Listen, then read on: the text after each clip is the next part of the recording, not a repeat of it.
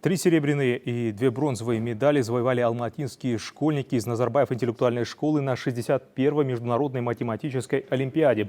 Соревнования, которые организовала российская сторона, прошли в онлайн-формате, а дети готовились дистанционно. В АЙМО-2020 приняли участие школьники старших классов из 105 стран мира. Тренер казахстанской команды, многократный победитель международных олимпиад по математике Нурсултан Хаджимуратов говорит, что остался довольным достижениями своих подопечных.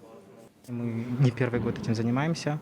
У нас есть своя система, где мы занимаемся тщательным отбором, затем очень интенсивно с ними работаем. То есть мы встречаемся не менее 3-4 раз в неделю для работы. И плюс ко всему мы всегда тратим там каникулы все как раз-таки на то, чтобы работать.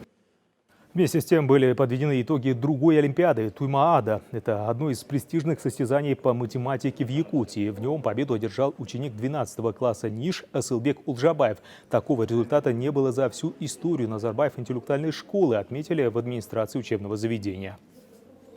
Все это время занимался с нашим тренером Нурсултаном Хаджимуратовым. И, по сути, подготовка к каждой олимпиаде. Нет такого, что мы готовимся к какой-то конкретной олимпиаде. Просто все это время я занимался, решал задачи и проходил новые темы.